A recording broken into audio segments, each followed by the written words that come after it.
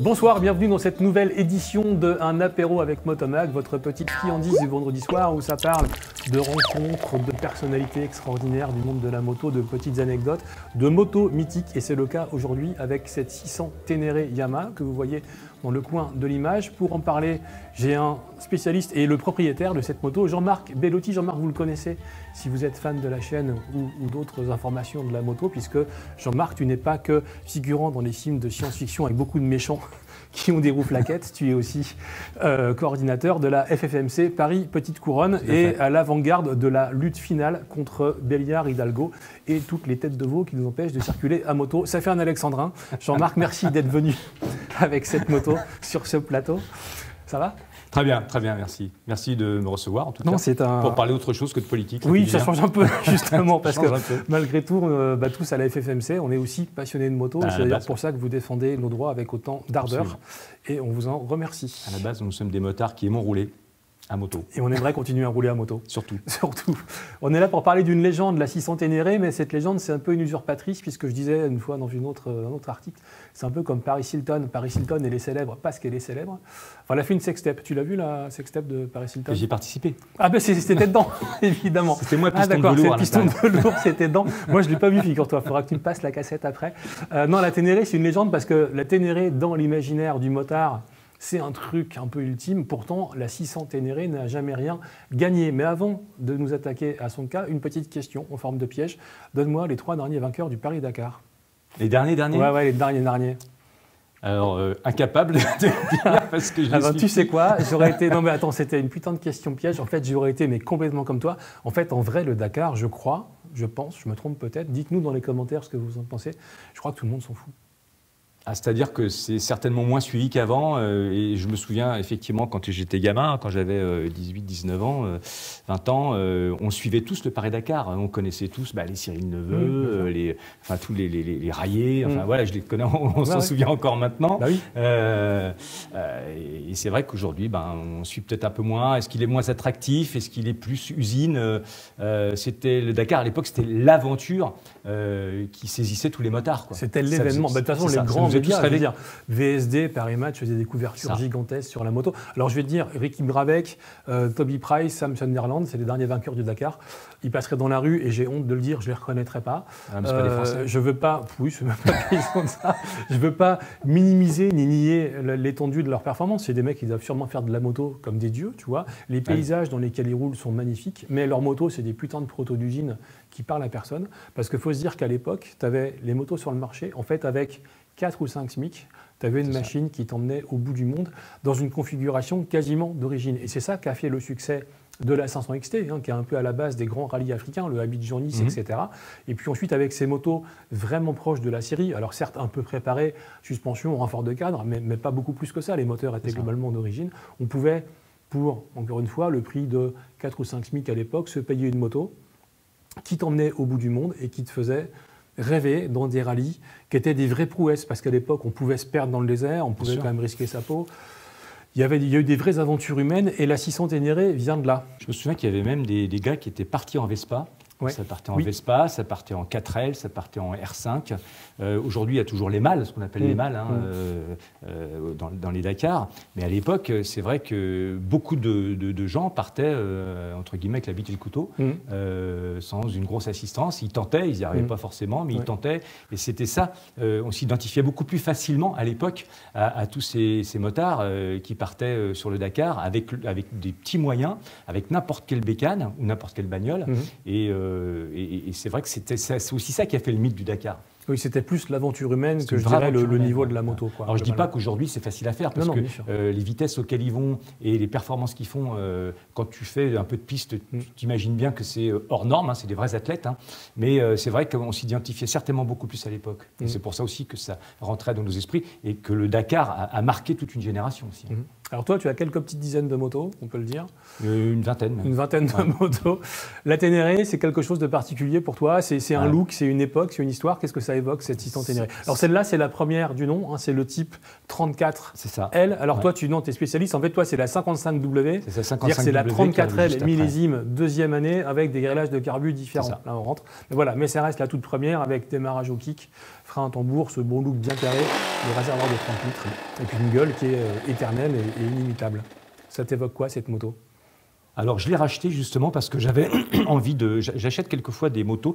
Moi, je pars du principe que je préfère avoir acheté 10 motos à 2000 qu'une moto à 20 000. Mmh. Donc, je l'ai acheté parce que ça me rappelait aussi mes souvenirs quand j'étais gamin. J'ai même racheté un 50 que j'avais à l'époque.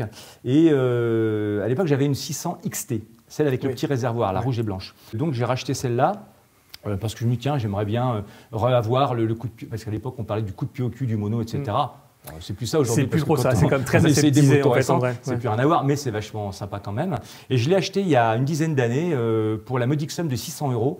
Elle était en excellent état, entièrement équipée en Bottelin du Moulin, c'était les valises qu'on avait à l'époque. Donc j'ai viré toutes les valises, mais je l'ai racheté parce que justement j'avais envie de reprendre une moto qui m'avait beaucoup plu dans ma jeunesse et qui avait marqué les esprits. J'aime bien acheter des motos qui ont marqué leur époque. Alors celle-là, on peut dire qu'elle a marqué son époque parce qu'effectivement, elle a été présentée au Salon de Paris en octobre 82. Elle est arrivée sur le marché courant 83. Tout de suite, c'est l'engouement. Les médias de l'époque la déclarent moto de l'année 84. Et c'est vrai qu'elle a apporté des choses par rapport à une 500 XT qui faisait 32 chevaux, par rapport à une 550 XT qui lui a donné cette culasse 4 soupapes mais qui faisait 38 chevaux. La 600, elle débarque avec 43 chevaux. Et en fait, à l'époque, il n'y a pas beaucoup de concurrents. Donc elle a deux atouts pour elle. Elle a ce look de proto d'usine, avec cette forme carrée, ce gros réservoir, les coloris officiels de Yamaha. Et puis elle a une concurrente qui est un peu inexistante. Honda a les 600 XLR, mais il manque un peu d'aura en fait autour de ces motos. Suzuki arrive un an après avec les DR600. Et puis en face, on a Kawasaki qui a les KLR 600 en 84 qui sont plus abouties techniquement puisqu'elles ont un moteur à refroidissement liquide, mais elles n'ont aucune légitimité, aucune histoire de rallye raid et elles ne font pas rêver grand monde. En fait. Oui, et puis il faut ajouter aussi qu'elle a été créée et promue par un mec exceptionnel de l'époque qui était Jean-Claude Olivier, qui a énormément fait pour déjà sortir une machine comme ça pour pouvoir faire le Dakar et puis pour la commercialiser. Et c'est lui aussi qui était au départ de cette aventure-là. Il a vraiment mis du sien, le garçon à l'époque. D'accord. Et puis il faut dire à l'époque qu'il avait raison de pousser ça parce que les chiffres de vente étaient monstrueux sur le marché français et sur les marchés européens, soutenus à l'époque par les assurances, qu'on appelait les assurances moto vertes, qui étaient plutôt moins chères que celles des motos de route. Toi, tu as roulé sur les différentes générations de 600 Ténéré, entre donc la 34L puis la 1VJ de 86 qui a le démarreur électrique, et puis la 3AJ de 88 qui devient un peu un tank avec le double optique, le carénage, le frein à disque. Tu préfères laquelle en fait ? Moi, je préfère celle-là. C'est la pureté, la légèreté. C'est pas objectif. Je suis amoureux de cette moto. D'accord. Comme de toutes les motos que j'ai. D'ailleurs, je les vends pas. Je les achète, mais je les vends jamais. Celle-là est plus légère. Alors les autres sont montées en performance. Pas tant que ça, parce qu'en fait, là, on est à 43 chevaux. Une 1VJ, c'est 44 chevaux en 86. Et une 3AJ, c'est 46 chevaux. C'est ça. Mais elle fait 180 kg. Alors que là, on va dire un truc que tout le monde a oublié, c'est qu'une Ténéré comme ça, c'est 138 kg à sec. Aujourd'hui, on a les 125. On a fait avec Fred, qui est derrière la caméra, on a fait des essais de 125 XSR qui sont plus lourdes que ces motos-là. Ça monte à l'époque. Quand je dis qu'elle monte en performance, c'est qu'en fait, un VJ, notamment, elle avait un démarreur aussi. Elle a eu un démarreur. Bien sûr, bon, pour ceux qui, c'est plus facile. C'est vrai que ça, il faut avoir des bons mollets quand même pour les démarrer. Mais toi, t'es costaud. Oui, j'en ai essayé plusieurs. Il n'y a pas plus tard que 2 jours, j'ai essayé, mais qui n'a rien à voir, une 750 Super Ténéré de l'époque.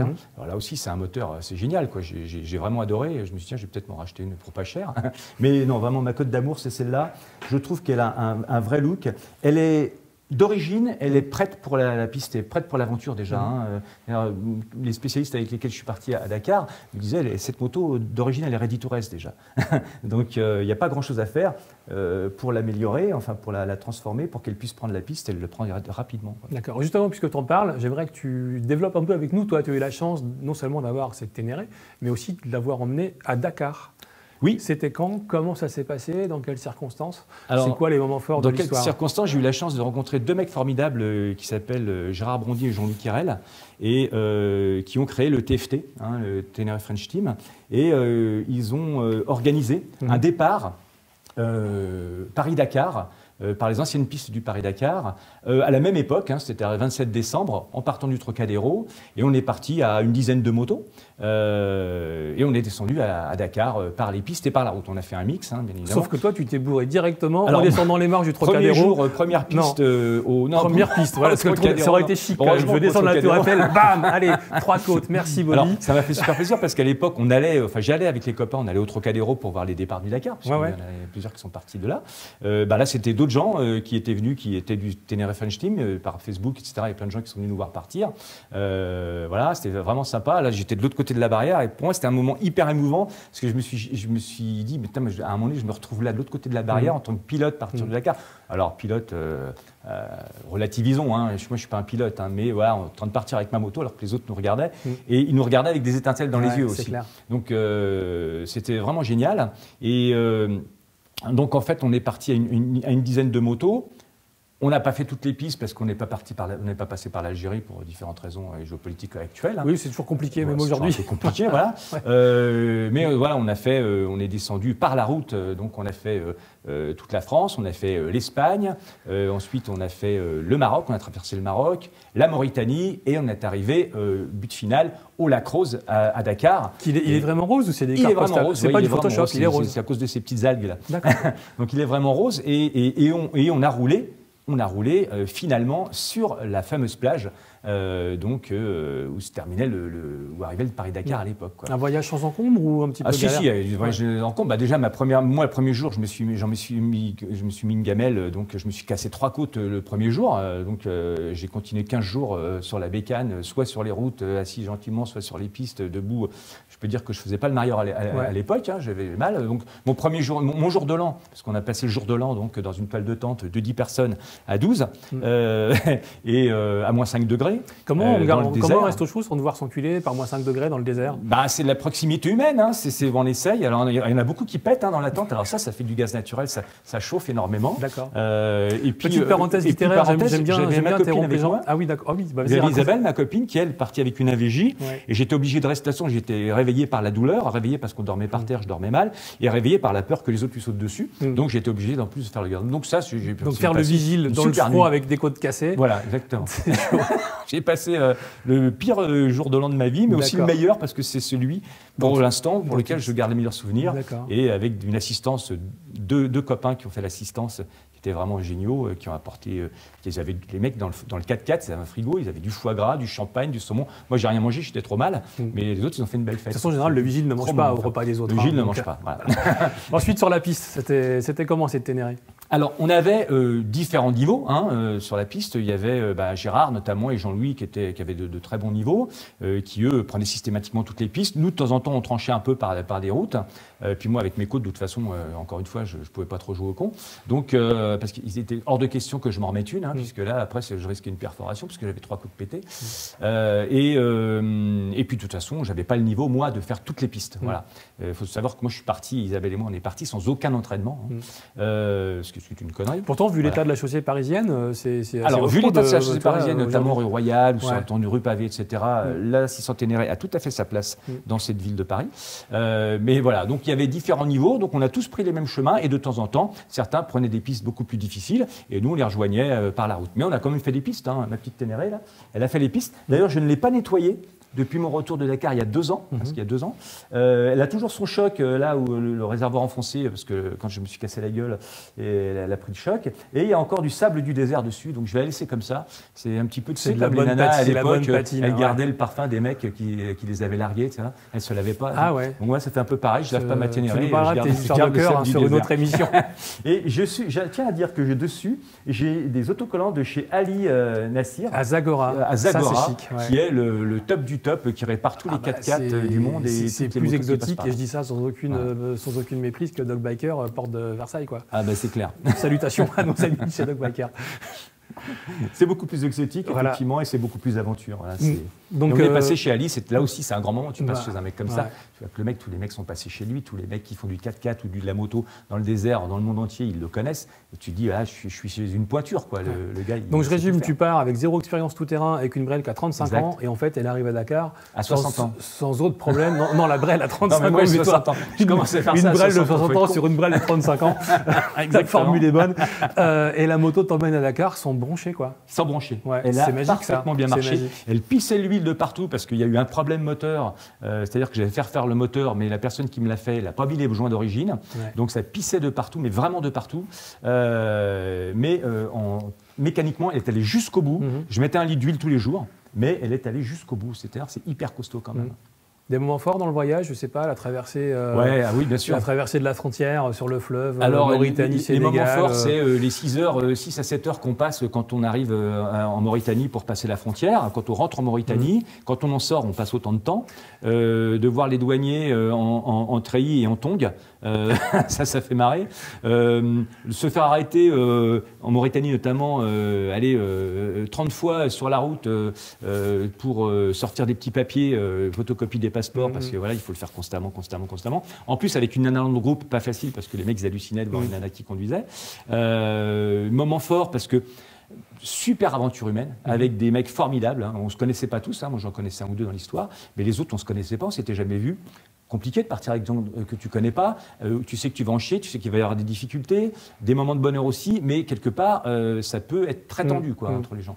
Et ben là, ça s'est hyper bien passé, et je garde de très très bons souvenirs, mais vraiment, c'est vraiment une très très belle aventure humaine. C'est ça, le moment fort. Et pour ça, il fallait une Ténéré. En fait, la Ténéré, c'était l'engin idéal au bon moment, au bon endroit. De toute façon, tout le monde avait des Ténéré. Hein. D'ailleurs, Yamaha a prêté à un des membres du groupe une T7, hein, parce que ça leur faisait aussi de la promo. Hein, pour la T7, de faire partir des Ténéré. Donc, je l'aurais peut-être pas fait avec autre chose. Avec ma Ténéré, je l'ai fait parce que, voilà, elle a fait son Dakar. Et alors, pour rien au monde, je la vendrais. Là, tu vois, aujourd'hui, même si on me donnait 10 000 balles, eh ben, je la garderais. 12 000. Parce que c'est vraiment une cote d'amour. 12 000, allez, lâche.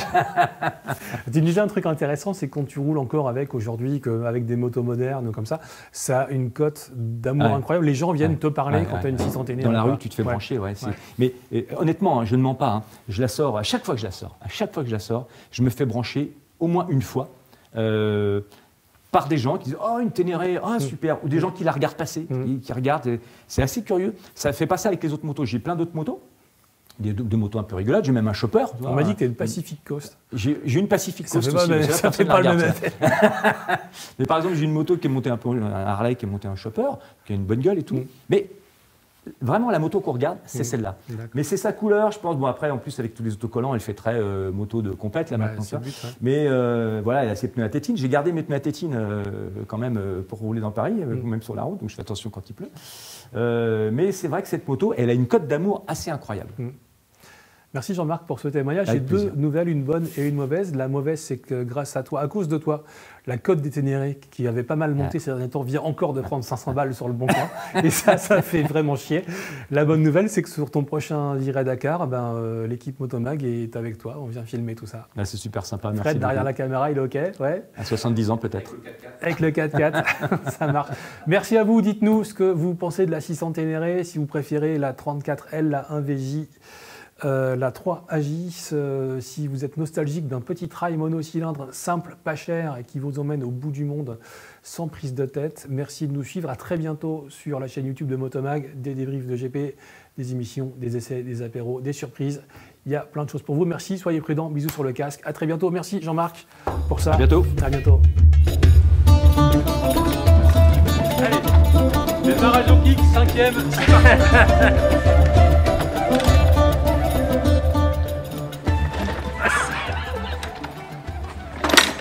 Il y en a qui se sont pétés des fémurs comme ça. Allez, démarrage au kick, 6e.